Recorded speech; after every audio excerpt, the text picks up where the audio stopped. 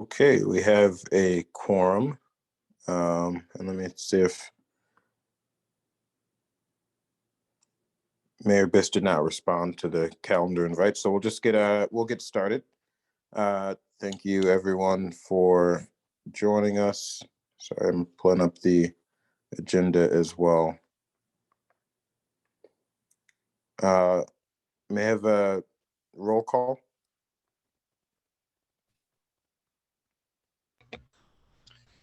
For the, okay, got it. Sorry, Councilmember Reed.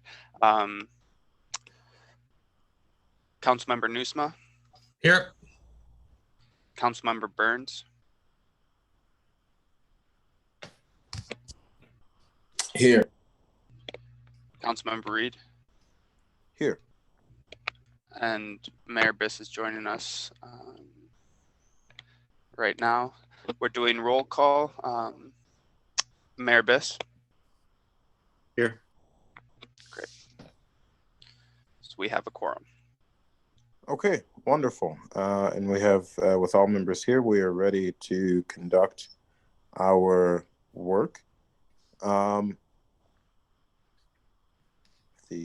packet here. So may I have a motion to approve the minutes of August 25th?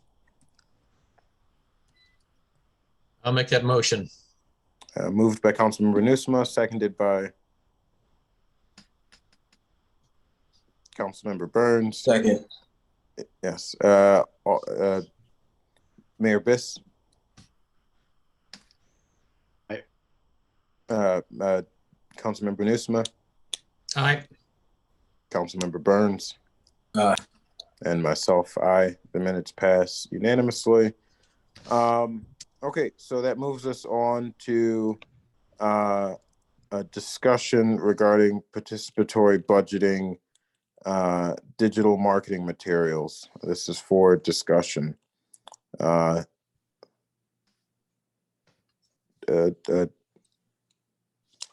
do you want to kick it off? Yeah, I can open this up. So the Participatory Budgeting Steering and Leadership Committee has proposed a rule book and is supporting a rule book that includes a commitment to doing digital marketing materials, using digital marketing materials. And I was hoping that we could have a discussion about I guess what sort of resources we want to commit to that. Whether we want to use purely in-house resources and do the best we can, or if we would like to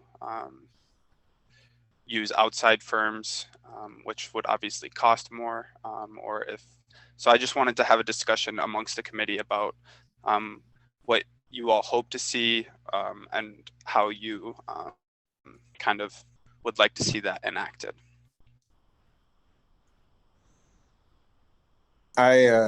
If no one else, I don't mind kicking it off and saying that I almost think that this might be a decision we should leave to the steering committee and leadership committee. I think we, have committed the funds. There's a total of a $500,000 budget for the administration. $100,000 went to the consultant. We have separately the funding for the staff. I think we have the budget, and maybe should leave it up to the group. I think the reason why I would disagree with that is if we're going to go with the firm, then we need time to, identify a company to work with. I don't know if that would also go through some type of, bidding process, which will take time. So I guess it depends on how quickly we can get a meeting scheduled of the steering committee. But I know where my support is going to be. I think there are some things that we can do internally in terms of maybe some of the video production, but in terms of the digital advertising and kind of outreach and marketing, I think we should work with someone to do that, ad placement. But I think there's some content we might be able to develop. There's a certain component that I certainly will want to see a firm that works on this on a regular basis. Yes, I too agree with that. I personally would like to see a firm, an outside firm, conduct this work. Councilmember Newsom, I see your mic is unmuted. Yeah, I think my general philosophy here is I would like to keep this lean and be very cost conscious. I'd rather spend ARPA money on on helping the community rather than on consultants. And Sarah Flax just put in the chat, have we talked to our internal communications department about making this video? And again, I want to be clear, because we do this a lot with most conversations we have are very nuanced. So there's content creation, which is like literally shooting video and editing video, but that's content creation. But then there's the advertising and ad placement, whether that's on, whether that's static images or whether that's video. There's a lot of content that you can put out there. So those are two different functions. One, I think we might be able to do, which is content creation. The other, I think if we want to, one, I'm not even sure that staff would have the time to really run a robust digital advertising outreach campaign, aside from the fact that I don't think that that's something that they do on a regular basis, but I'm not sure they'll have the time. And so that skill set, I think, lies to do it effectively, which directly impacts how much participation we get from the public, which is the whole point of this. Is it almost doesn't serve its purpose if enough people don't participate at all levels of it. I think we should, definitely consider going with a firm that has done that before. And, I work with digital advertising firms. It's not as costly as one would think. If we already have a budget to do this right, I say, let's figure out what that may cost and at least know what the numbers are before we decide one way or the other. I have to step away for 2 or 3 minutes. If someone can take over as chair, and if I'm not back soon enough, if we can go to the rule book item before going to the additional staffing item, that would be helpful. I don't know, Mayor Biss, we'll go in order of seniority, I guess, if you're able to take over as chair, and then if not, Councilmember Newsom or Burns. Okay, thank you. So Mayor Biss then will be in the chair. I guess I would just say, I think my instincts, I certainly agree very strongly. Right, Lydia, sorry about that. That we ought to. Okay. Oh, you're back? Councilman Reed, we can no, hear I'm you. I sorry. don't know if you're muted. He just muted. Okay. Certainly agree with Councilmember Burns that we ought to price out all the options before making any choices. I would say my bias is the same as Councilmember Newsom's. I want to see as much of these resources as possible actually going to the programs, and would prefer to be as cautious as we can about increasing the administrative cost of the effort. And just so I'm clear, when Councilmember Reed said we set aside $500,000 for admin, is that did I hear that correctly, or I'm misunderstanding? But as I recall correctly, that's a part of the ARPA allocation for participatory budgeting, and so that's right. Yes, I'm sorry, I'm in and out, but yes, we set aside $500,000 to administer the program. And we've used 100,000 of it for the consultant, and then the rest of it is for program cost, not directly to expended through through the PB process. So what is the dollar amount set aside for the program itself, for the projects? As I recall, we have 3.5 million altogether, of which 500,000 we have I think it's set aside as overhead or admin. So currently we have 3 million set aside for projects and $500,000 for admin and any other costs. I think it's 1 million less than that, isn't it? Currently, it's the 3 million, and 3 million is the correct number for what we're going to allocate, and then there's 500,000 additional funds set aside for admin. So Matt, 3 million for projects and then 500,000 for admin. That's the current breakdown, Okay. and we can decide if there's leftover funds, what we want to do with it.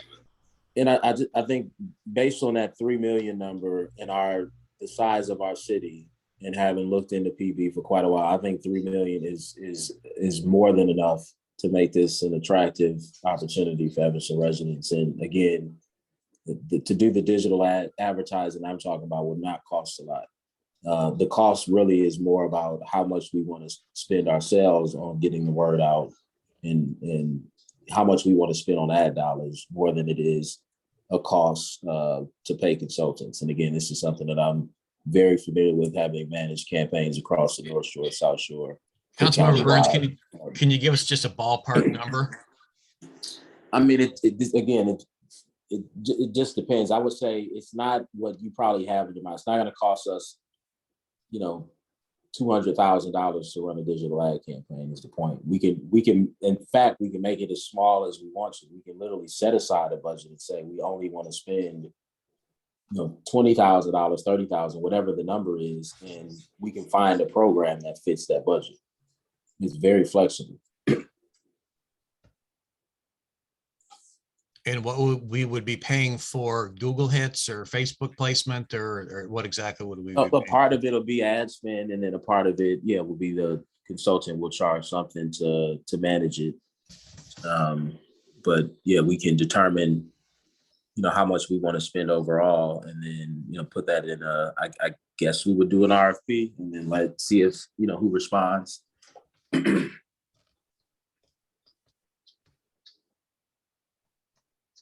Yeah, I think I have a better understanding of what you're proposing here. And I think the campaign experience that you have, Councilmember Burns, and we all have actually for that matter, is my main point of reference here. And so there's a way to get a fairly good return on investment if we're paying for Google hits and stuff like that. So I'm not opposed to spending, just to ballpark a number, $10,000, $20,000 on this, but anything more than that, I think would be, I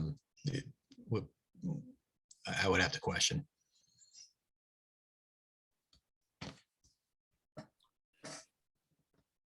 I don't know if Councilman Reed is back. Looks like not yet. And I don't know if an RFQ is something that can get us some information quickly instead of an RFP, to just reach out, do some direct outreach to some firms to see what they would recommend for a project like this, just so we can get a better idea of what we're looking at. Keeping the 10 to 20,000 in mind, I think 30,000 would be fine for me, but I think keeping all that in mind, we might be able to do an RFQ process to just see who's interested. I'm not sure what the purchasing process would require, but for something, if it's below 25,000, the city manager can execute that contract without approval. So if we're keeping it low, do we need to go through an RFP process? We do not. We don't have to go through an RFP process at all. I think maybe some of the requirements change, certainly if it's over a certain amount, but even then we could, I think, what is it, by a supermajority vote, we could even do it if it was above that amount. So either way, we have, the option to do a direct negotiation or a sole source.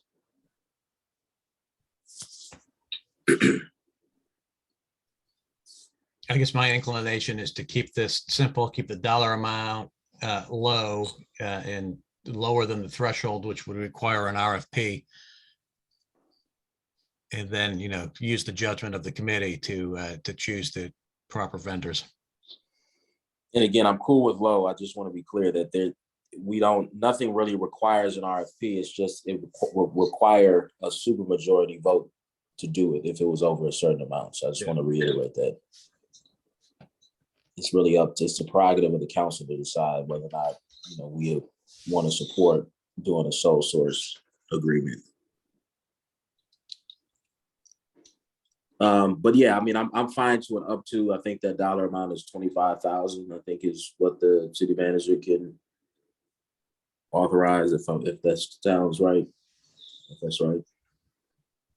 I'm fine Yeah, with the up to amount. Yeah, that's correct. And I think that's a useful, that's a good sort of ceiling to, I think, match some of the interest in making sure we keep this number reasonable. Yep. Is there any further discussion on this item? This is Sarah. I just wanted to make a comment. My experience within that $25,000 budget that the city manager has discretion over, that still may require some due diligence. I mean, we have to do something.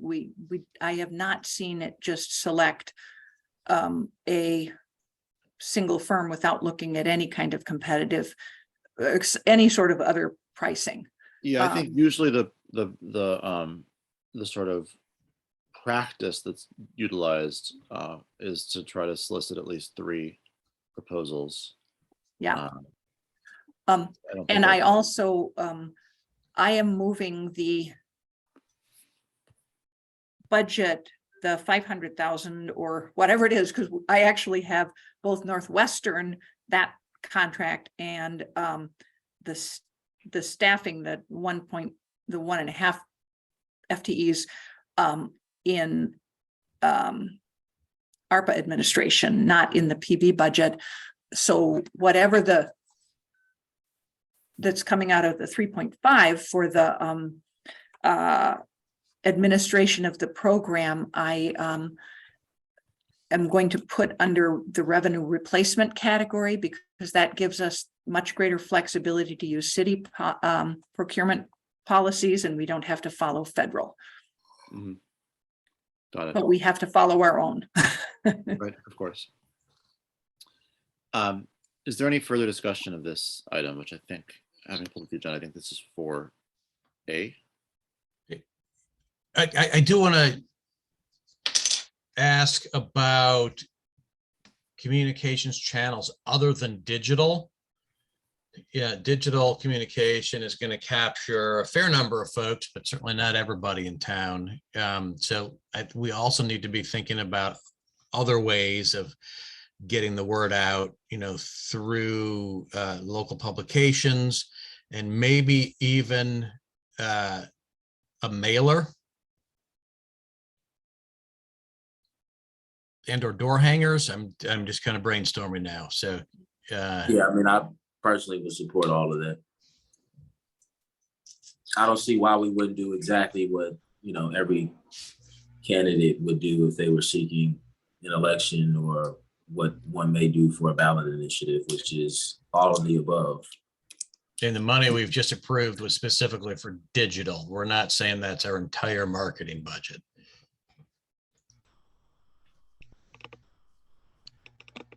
I'm not sure we've made that determination at this point. Yeah. As far as I'm concerned, as the person who kind of put this on the agenda, I think that what we've approved, my understanding of what you all have just approved, is that it is for a digital process or a digital marketing, looking more at a firm to do a campaign of some sort rather than content creation, the distinction that Councilmember Burns was talking about.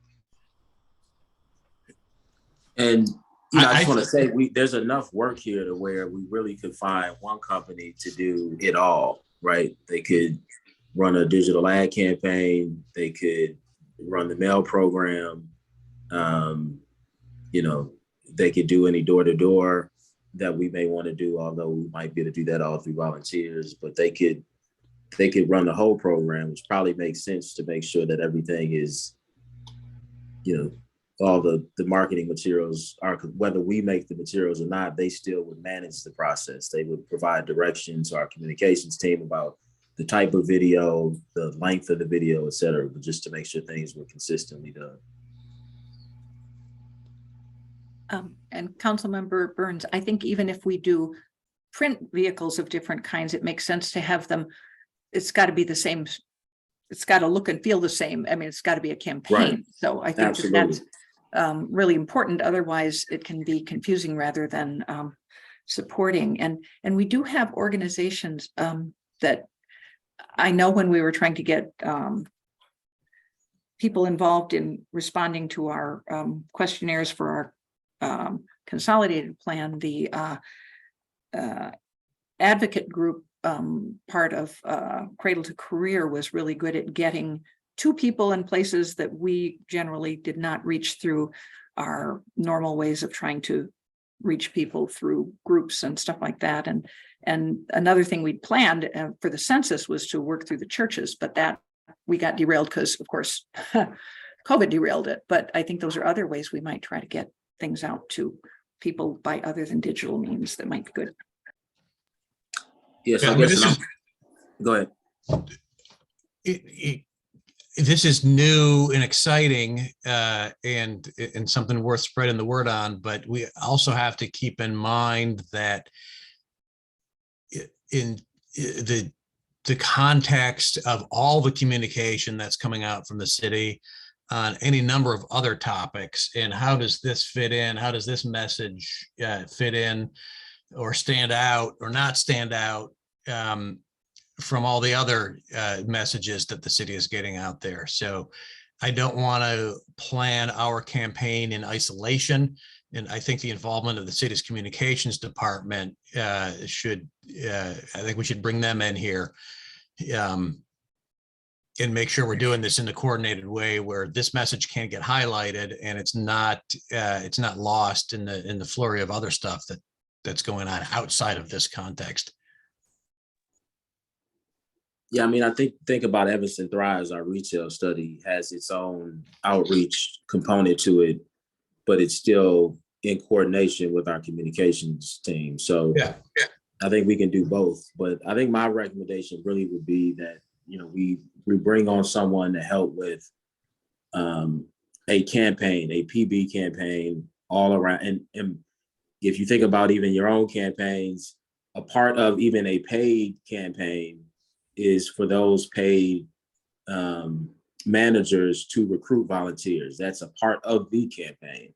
And so, but there's still someone that's managing the campaign and helping to recruit volunteers and train them and give them materials and, keep them motivated and on task, right? So I think we still just need a somebody to manage that effort, that outreach effort. Whether it's through text, door-to-door, coffees, town halls, whatever our staff is not doing, I think there's a role for a campaign team to help do that other component.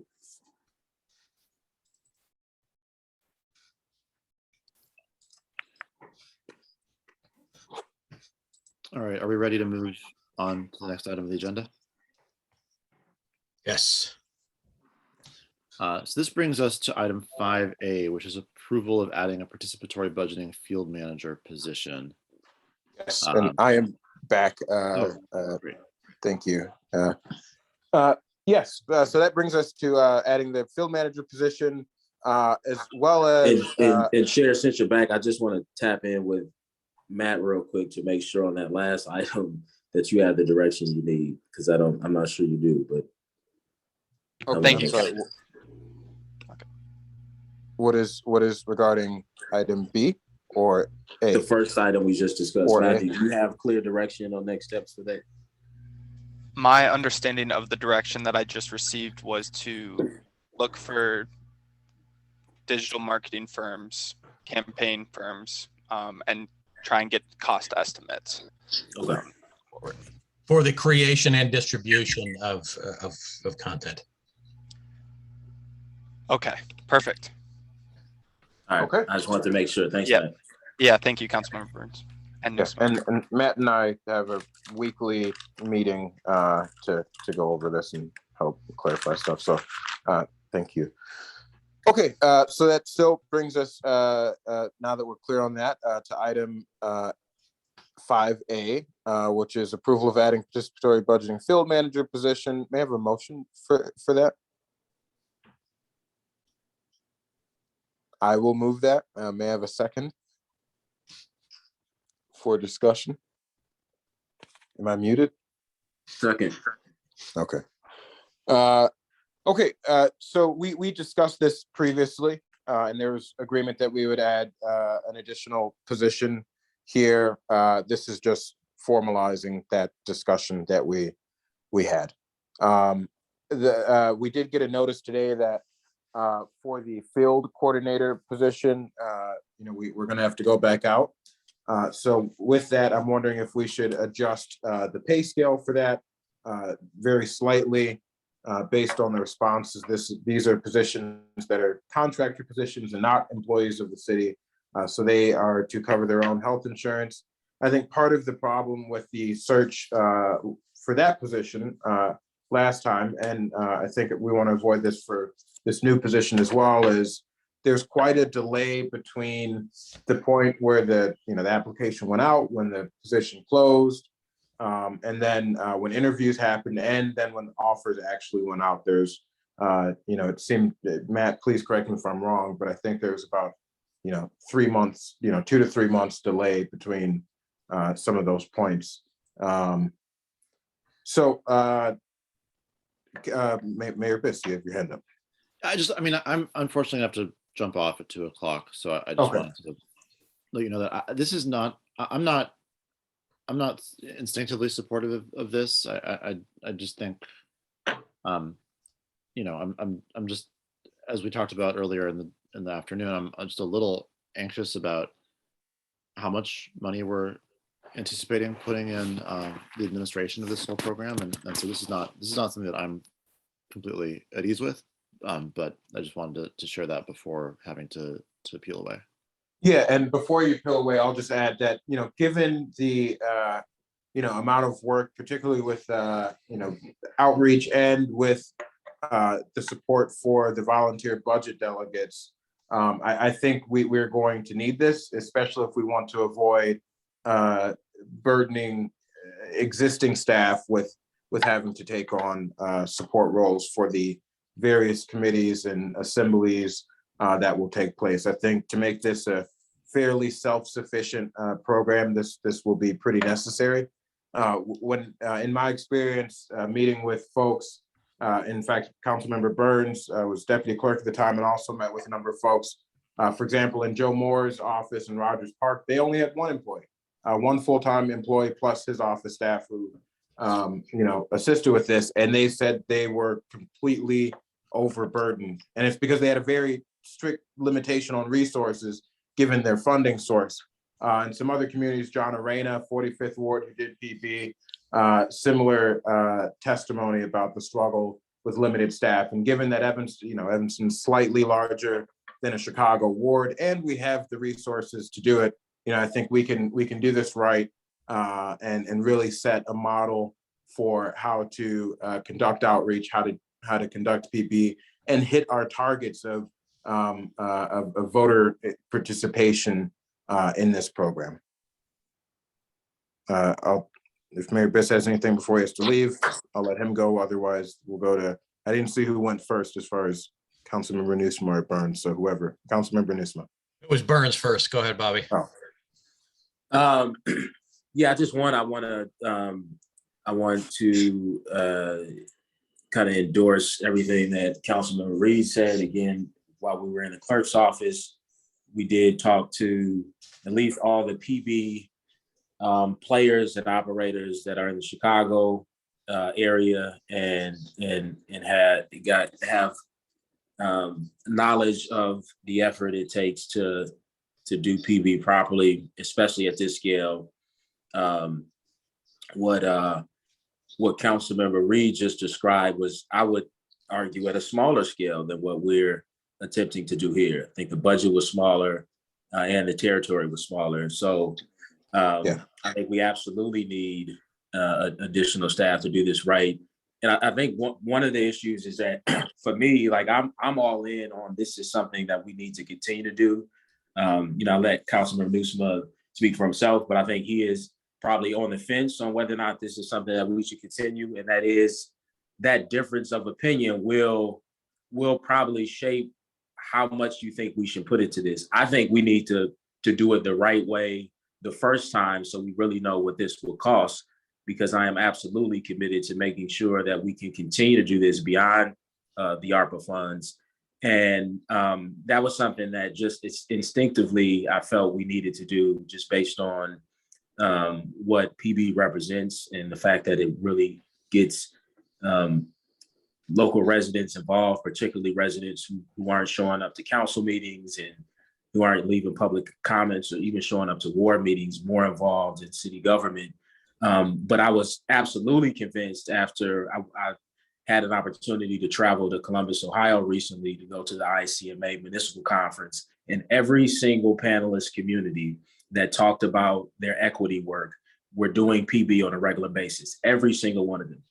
And so I am absolutely convinced now that this is something that we have to do, that we must do in order to advance our equity goals. And why not get a solid measurement of what this will truly cost to do it well now, so we know, how and if to incorporate this moving forward.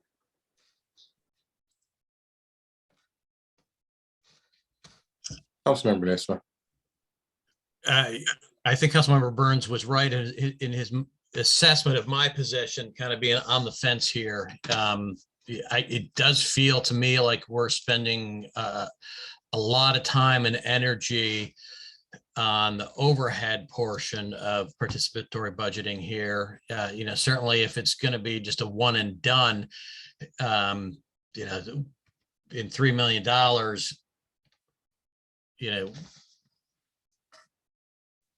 it's not worth as much time and energy as we're putting into it, in my opinion. But the reason I'm willing to consider it is because it's potentially not just a one and done, and what this might look like going forward, that's a discussion for the future. So I'm looking at this as an experiment and not just a one-time thing. We'll see how this works, and then we may consider going forward. So I'm willing to have that conversation. I do share the mayor's reluctance to fund this position at that level. If we're talking about funding positions, I want to get more people in the sustainability department on a full-time ongoing basis. And so I'll make that point later on in the budget discussions. But just to clarify that this proposal here, the $48, how an hour is a contractual proposal. How many hours do we ultimately end up, or are we anticipating engaging this person for? What would the bottom line be? It would be full-time. And just confirming this comes out of the overhead, the 500,000. Yeah, no. So they would be full-time, and these funds would come out of the ARPA administration dollars. And so there is Sarah Flax, if you have anything to add, but if I miss anything, but there is $900,000 that the city council set aside for administration of ARPA. We haven't had to tap into those funds in the way we thought we might. And so those are the funds that this position, as well as all of the other, Matt's position and the part-time coordinator are coming out of that budget. I can just explain a little bit about what's going on. We are, out of necessity, because of what they're working on, beginning to bill other staff who are in housing and grants, who are working, putting significant work in on ARPA funded projects to that budget. And we had originally considered, we do have the first two participatory budgeting people in that budget as well. I think one of the real challenges is we also have to figure out, once we have the projects and programs approved, depending on what they are, we are going to need bandwidth to actually implement those. And so that's something we have to figure out how that would be done.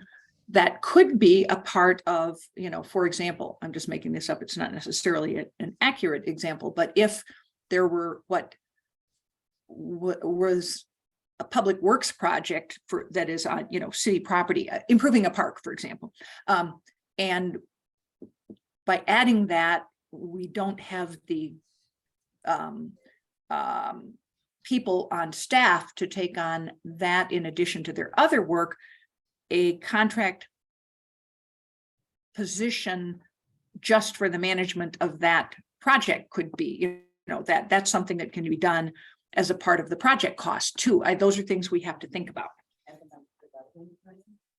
So Sarah, let me just confirm that this person hired at $48 an hour, that budget would come out of, not out of the participatory budgeting 3.5 million, but out of the separate $900,000 ARPA overhead budget. Well, what I was saying is the first two positions that were talked about, which is actually 1.5 FTEs, I think, wasn't the, so what I'm saying is we can put the position anywhere to start with, but at some point we are going to find we're going to need to use more of the resources that 900,000 for implementation, Other stuff, right? as well as I still, even though we haven't hired a full ARPA, the specialist position that we had hoped to fill, we're going to have money to, all of these different projects that are currently being managed are having some of the staffing time put against ARPA. Okay. I guess my position is this: if this expense is strictly limited for participatory budgeting, it should come out of the $3.5 million allocated to participatory budgeting, of which 500,000 would be overhead. And I guess I'm not convinced we need a full-time person to do this, but let me just, we're suggesting this would be full-time but contractual, so that would be a short-term contract. Correct. This would be for the length of the for the length of the PB process. Which is a year or 2 years? What are we saying? A year. A year. So we're talking basically $96,000, roughly $100,000. I think staff estimated, somewhere around there, 80 some odd thousand.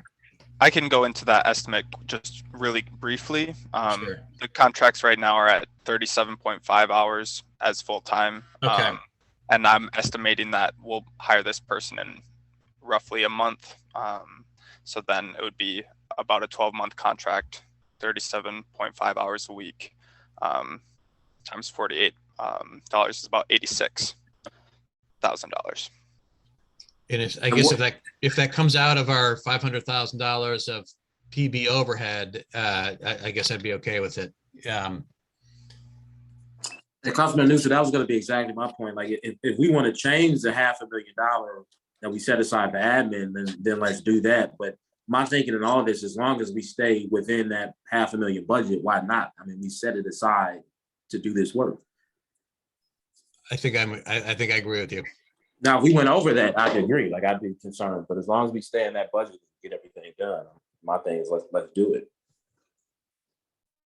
All right.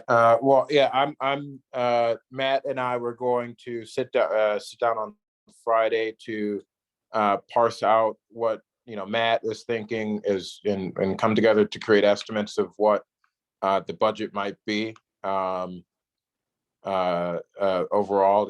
Accounting for the consultant, accounting for I don't know if we discussed the rule book already, but various things in the rule book that the committee would like to see, such as childcare, food, and other. I'm not looking for the word amenities, but other amenities for folks who are participating in the process, transportation as well. So I'm fine with this position being funded out of the 500,000, and that makes sense to me as well. And So I guess we can, authorize it obviously on this call, but I do want to make sure that we get all of that in there. And so I think understanding Yeah. what those other costs are. So I think, this Yeah. will have to go to council for ultimate approval. So then Matt and I can share with this committee, with this in mind, with this expenditure in mind, what Matt's proposed budget is for for the PB program overall. Okay. So I don't know if there was a motion. So I think maybe I made a motion. I think Bobby seconded, or Yeah, there was a Councilmember Brennan motion. seconded it. So given that, I'll make sure that motion is clear that we're moving forward with this position at $48 an hour to come out of the existing $500,000 pot for PB administration. In $48 an hour, is that standard? Is that the going rate? Is that rich? Is that stingy? No, that's not. Well, I think that's. I mean, given that they don't have, so that would be the equivalent of about, $10 to $12 an hour for not having insurance and other benefits, of a bonus. So, I mean, benefits don't cost $30 an hour. no, I didn't say I'm $30. questioning your math there, but I mean, I guess I'll defer to Sarah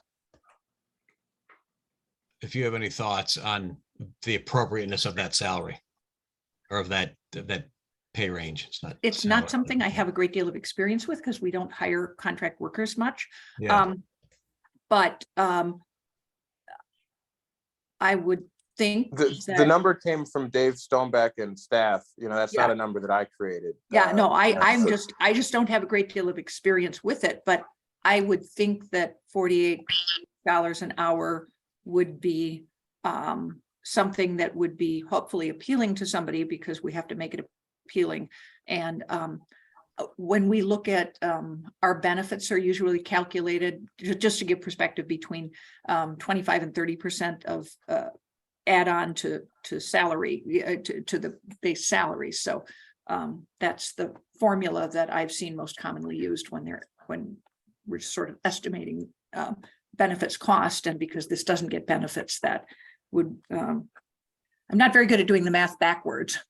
That's about where my $12 wouldn't include benefits. Share. This position does not include benefits. It does not. So that's why Okay. the hourly has to be able to make it appealing. Right. So if somebody were making, I did the quick math, $37 an hour, the benefits would bump up to about $48 an hour. Right. Right. And Thank you. That's the math that I'm not good at doing backwards. Right. So I just $48 an hour strikes me as on the high side, but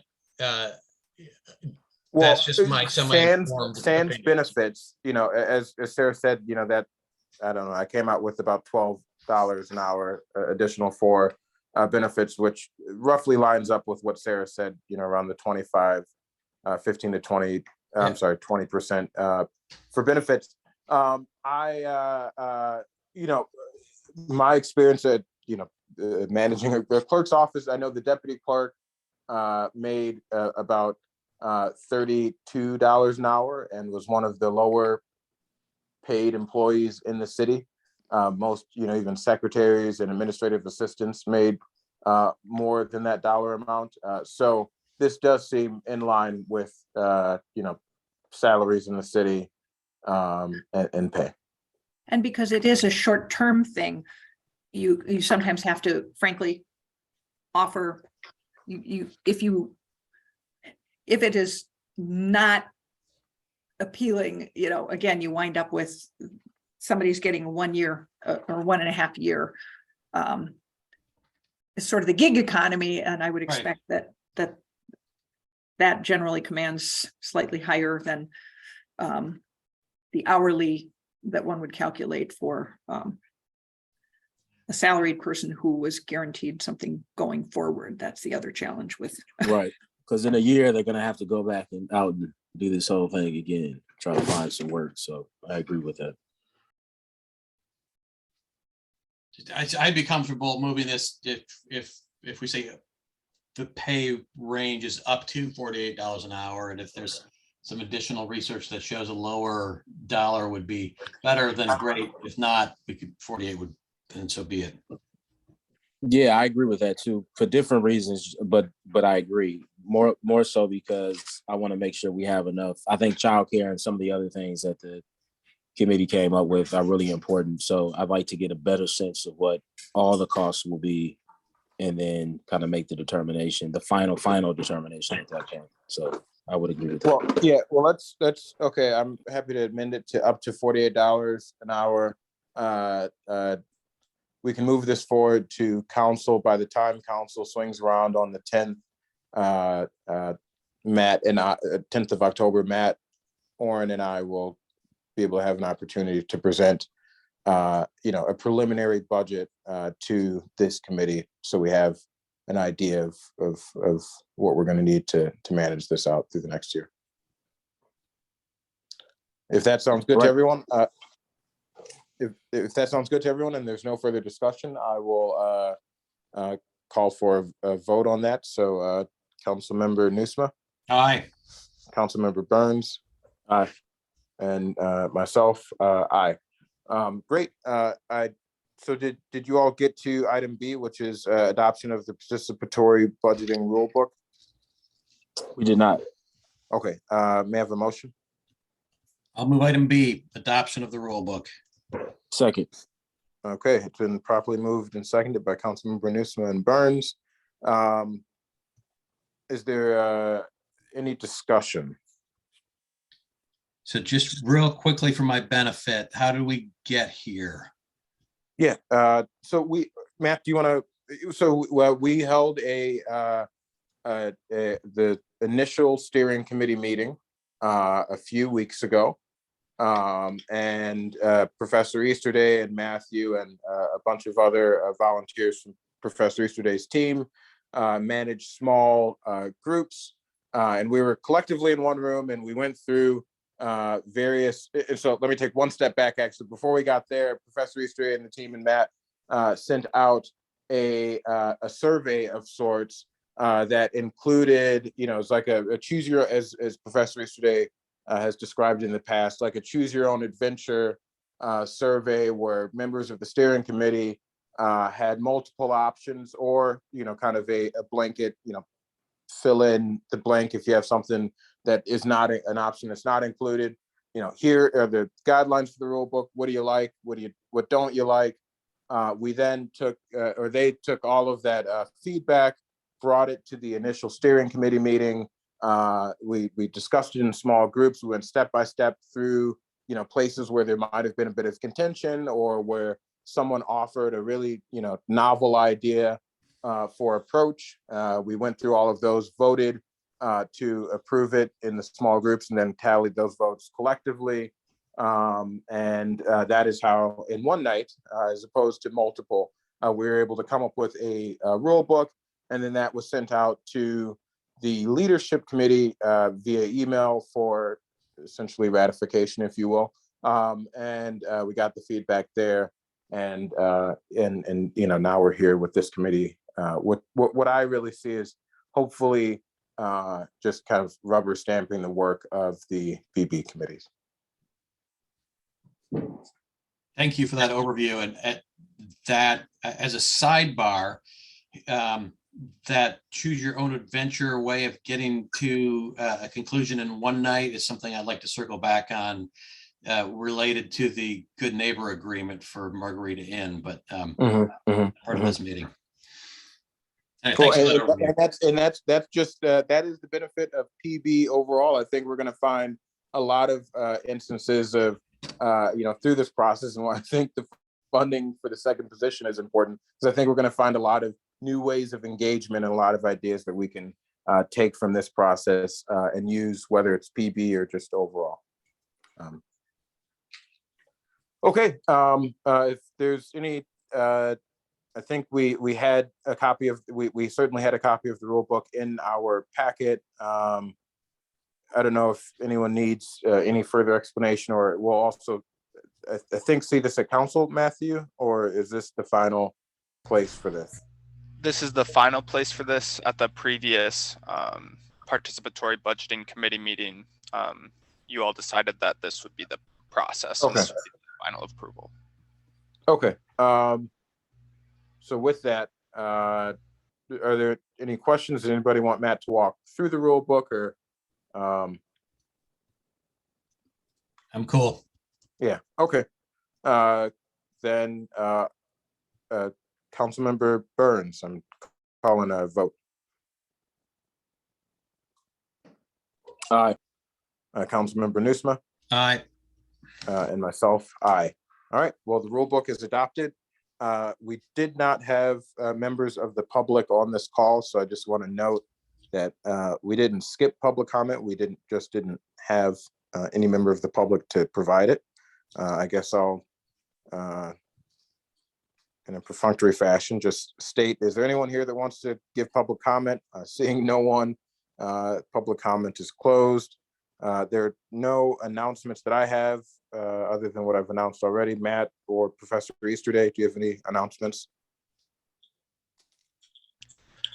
Just one announcement that I would like to maintain some sense of urgency, because while we did a great job getting the rule book done, we still haven't fully staffed this process. So we're kind of getting a little bit behind as far as the outreach that we want to do, but we did make a great deal of time up by doing the rule book quickly. So that's just kind of to give you all a sense of where we're at in this process. Okay. Yeah, and I guess there's a question, where are we at on organizing the, I guess it wouldn't be the steering committee. What is the next committee we're gonna? The leadership committee. Right.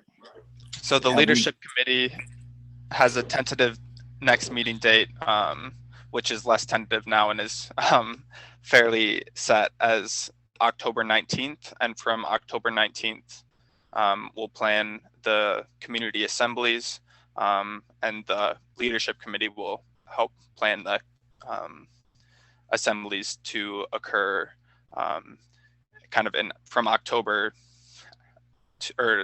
from the end of October to the end of January, about is kind of what we're thinking for the idea collection phase.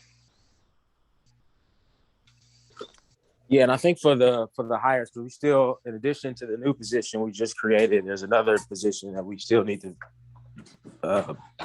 fill. Correct.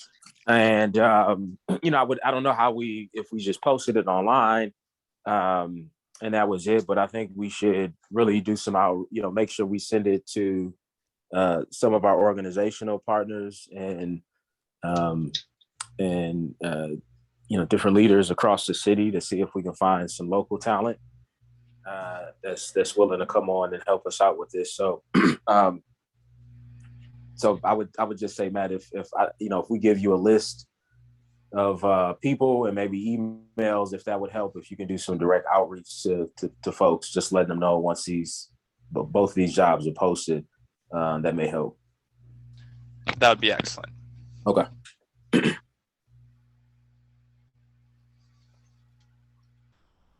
Okay, well, seeing nothing further before us, the meeting is adjourned.